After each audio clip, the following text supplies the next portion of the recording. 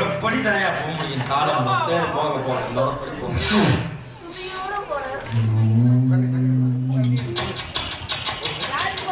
தொகைராவா பாட்டே அவ்வளவுதான்டா. பாட்டே அவ்வளவுதானா? கதவு திறந்து வாக்குறேன் 32 நாய் படுத்து கிடக்கு. பாத்தியா ஏண்டி இத்தனை நாய் கிடக்குறேன், வந்த நாய் தான் சும்மா தான் இருக்குன்னு சொல்லிட்டு திருப்பி ஆரம்பிச்சான். பார்த்து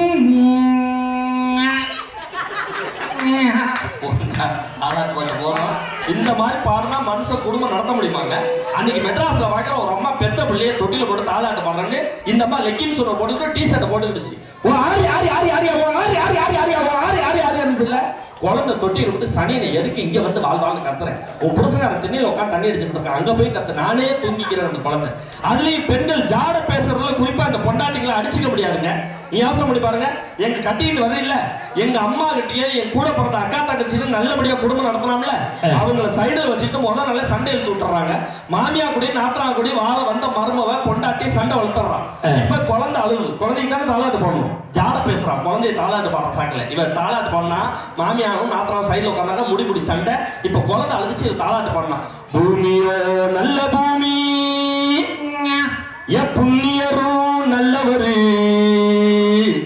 புண்ணியரை பெத்தெடுத்த பெருங்குரங்கே தொந்தரவு, பெருங்குரங்கே தொந்தரவு. அந்த அக்கா குப்பர் விழுந்து சிரிக்குது. ஐயோ கல்யாணமா எனக்கு 16 வருஷம் ஆகும். ஏன் மாமியால என்ன சொல்லி திட்டணும்னு ஆசைப்பட்டேன். அதே இந்த கருவாய் நம்ம ஊர்ல மைக்கில் சொல்றாரு ஐயா அப்படின்னு பாக்குறேன். அடுத்து நாத்தனா வந்தால 2ஆம் லைன் நைசா நாத்தனா கூட்டா. மண்ணோ நல்ல மண்ணு என் மன்னவரும் நல்லவரு, மன்னவர் கூட பிறந்த மலக்குரங்கே தொந்தரவு, மலக்குரங்கே தொந்தரவு. ஒரே அடிக்கடிக்கா நம்மால் வந்து ஆம்பளை அதுதான் ஆண் சிங்கங்கிறது வந்து பார்த்தா அம்மா பொண்டாட்டி அக்கா 3 பேர் சண்டை போடுறாங்க. குழந்தை அழுது இவன் தாளாட்டு பண்ணான். எப்படி தெரியுமா? யாரும் அடிக்கவில்லை, யார் அடிச்சும் இவளல, தானே அழுகிறாண்டி, தம்பித்தோண வேணும்னு, தம்பித்தோண வேணும்னு. இப்படி பிட்ட போட்டு தானே நம்மள 140 கோடியில கொண்டு விட்டாங்களே. பாத்தியலா பாத்தியலா? கொரோனாவில் மட்டும் 70 லட்சம் புள்ள பிறந்திருக்குங்கிறாங்க. கவர்மெண்ட்ல சொன்னாங்க சமூக இடைவெளியில இருக்கடான, சமூக இடைவெளி இல்லாம இருந்துட்டானே. எப்படி அப்ப இந்த திருமண வாழ்க்கையில எப்படி சார் மகிழ்ச்சியா இருக்கும்? நான் கேட்கிறேன். பொண்டாட்டி வர்றதுனால அவ்வளவு பிரச்சனையா இருக்கு. பொண்டாட்டி சமையலுக்கு அம்மா சமையலுக்கு ஒரு வித்தியாசம் இருக்கு சார். சுட சுட சமைச்சு போட்டா அது அம்மா சமையல், சுட வச்சு கொண்டாந்து போட்டா அதுதான் சார் பொண்டாட்டி சமையல். தக்காளி சோறை கூட பிரியாணி மாதிரி செஞ்சு கொடுத்தாங்கன்னா அது அம்மா சமையல், பிரியாணியை கூட தக்காளி சோறு மாதிரி செஞ்சு கொடுத்தாங்கன்னா அதுதானே அந்த பொண்டாட்டி சமையல். அது ஏதாவது மகிழ்ச்சி இருக்கா? யோசனை பண்ணி பாருங்க.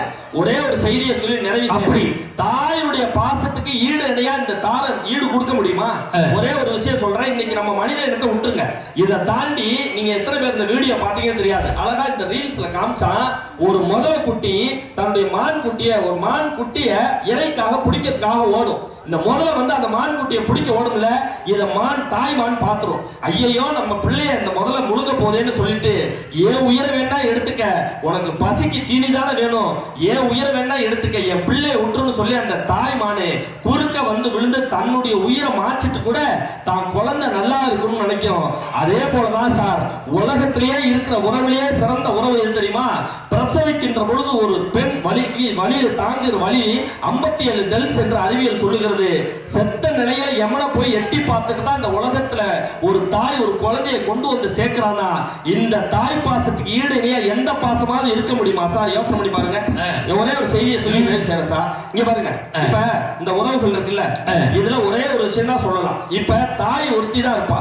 ஒருத்தருக்கு கல்யாண வாழ்க்கை சரியா அமையல, அந்த பெண்ணுக்கும் சரியா அமையலன்னா விவாகரத்து போயிட்டு இன்னொரு கணவனையோ இன்னொரு மனைவியோ தேர்ந்தெடுத்துக்கலாம். ஒருத்தருக்கு 2 மனைவியோ 3 மனைவியோ கூட இருக்கலாம். ஆனா ஒவ்வொருத்தருக்குமே தாய்ங்கிறது என்னைக்குமே ஒண்ணுதான் இருக்க முடியும்னா கண்ணதாசன் தான் சொன்னா, உள்ள உயிரெடுத்து உதரத்தால் பால் கொடுத்து அள்ளியிடும் போதெல்லாம் அன்பியை சர்த்தனைத்து தொல்லை தமக்கென்றும் சுகமெல்லாம் பிறக்கென்றும் சொல்லாமல் சொல்லித்தரும் தேவதை கோவில். பண்பு தெரியாத மிருகம் பிறந்தாலும் பால் தரும் கருணை அது, இருக்கின்ற பிடிசோறு தனக்கென்று எண்ணாமல் கொடுக்கின்ற தெய்வம் அது. அது தூய்மை, அது நேர்மை, அது வாய்மை, உலகத்தில் சிறந்தது தாய்மை, இதை ஒப்புக்கொள்வதே நேர்மைன்னு கண்ணதாசன் தாயுடைய பாசத்தை சொன்னானே. பாட்டோட நிறைவு செய்யறேன். வெறுங்கைய வீசி கிட்டு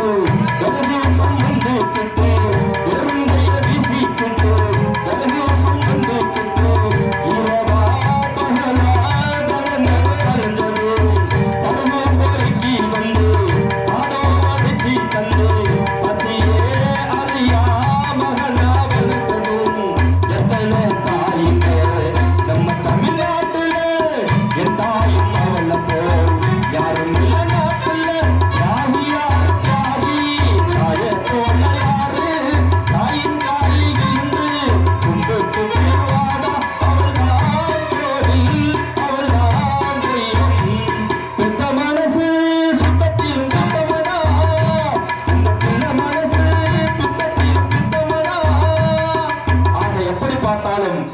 தாரத்தினுடைய பாசத்தை காட்டிலும் தாயினுடைய மகிழ்ச்சி தான் குடும்பத்தில் அதிகமான மகிழ்ச்சியை நிலைநிறுத்துகிறது என்ற ஒரு நல்ல தீர்ப்பை ஒரு நல்ல நடுவராக நீங்கள் எங்களுக்கு தீர்ப்பை தர வேண்டும் என்று கேட்டு விரும்பி விடைபெறுகிறேன். நன்றி, வணக்கம். ஜெய். அருமையான பேச்சு, நல்ல ஒரு கைதட்டுகள் பார்ப்போம்.